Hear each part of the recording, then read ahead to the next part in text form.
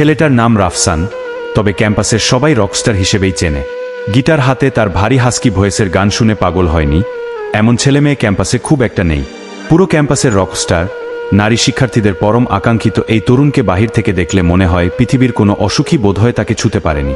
অথচ বোঝার বয়স হওয়ার পর থেকেই রাফসানের ভেতরটা এক গভীর হাহাকার ও শূন্যতার অসুখে পূর্ণ।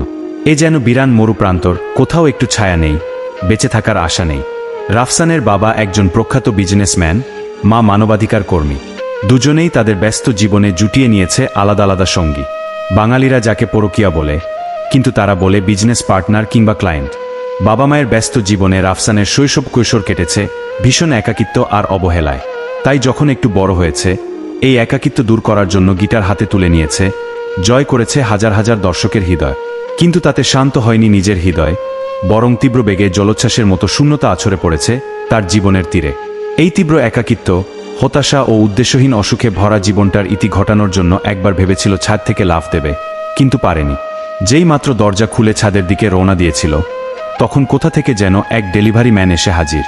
সে রাফসানের হাতে একটা পার্সেল ধরিয়ে দিয়ে কোনো ভূমিকা ছাড়াই বলল, উপরতলার পার্সেল, তারা বেড়াতে গিয়েছে, তাই এই বাসায় রেখে যেতে বলেছে। এরপর হনহন করে নিচে নেমে গেল। রাফসান কিছু না বুঝে উঠতে পেরে পার্সেলটা হাতে নিয়ে ওখানেই দাঁড়িয়ে রইল কিছুক্ষণ। এরপর ওটা ঘুরিয়ে ফিরিয়ে দেখল কয়েকবার।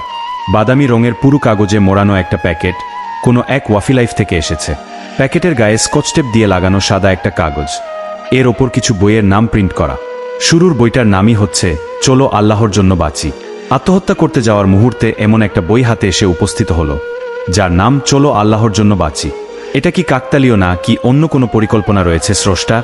রাফসান কখনো নির্দিষ্ট কোনো স্রষ্টাকে মানেনি, তবে মনে হতো এমন একজন আছেন যিনি সবকিছুর ওপরে ক্ষমতাবান, মহাপরাক্রমশালী, পরম দয়ালু।